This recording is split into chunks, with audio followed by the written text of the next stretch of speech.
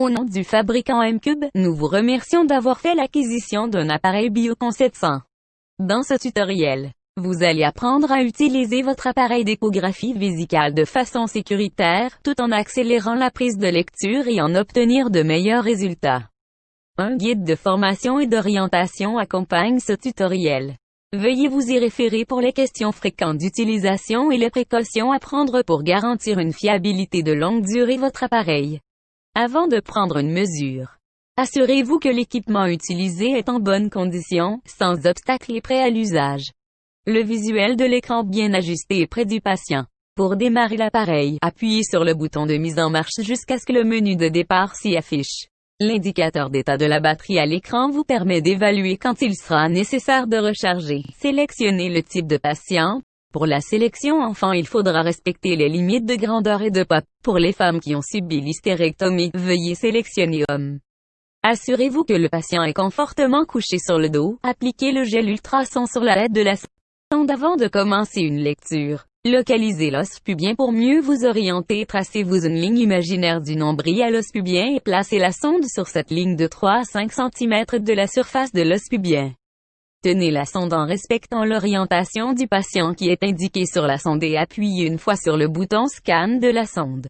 En mode pré-scan, placez la sonde vers la vessie et soulevez lentement jusqu'à ce que vous trouviez la plus grande zone de la vessie. La sonde ne doit être soulevée que jusqu'à 90 degrés de l'abdomen. Pendant le pré-scan, une croix rose apparaît lorsque la vessie est repérée et la ligne verte aidera à localiser le centre de la vessie. Une fois que la position de la sonde est dans la position optimale, appuyez à nouveau sur le bouton scan, maintenez la sonde fermement sans bouger jusqu'à ce que le balayage soit terminé.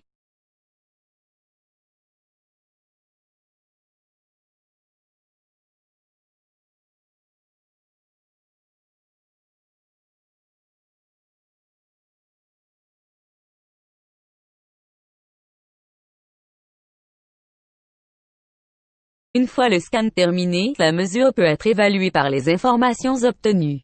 Plus l'image de la vessie est proche du centre, meilleur est le résultat.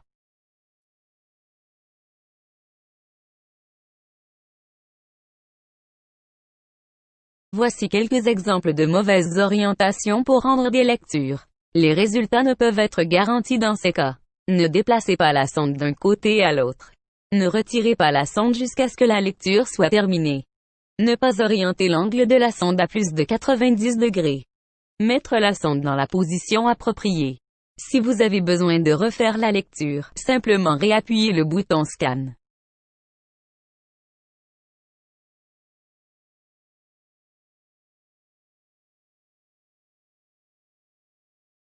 Vous pouvez imprimer le résultat en appuyant l'icône imprimante. Appuyez sur la ligne tag si vous désirez entrer l'information patient et sauvegarder les résultats obtenus.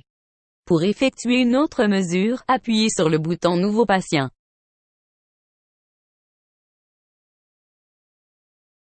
Les mérites de l'appareil incluent une mesure précise de la vessie même dans les mesures plus ou moins centrées, grâce à sa technologie à autocorrection par algorithme 3D.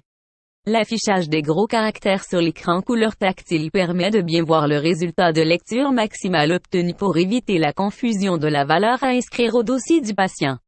L'interface intuitive en fait un appareil facile à utiliser. Plusieurs autres fonctionnalités telles que l'autodiagnostic en fait un appareil de mesure de confiance.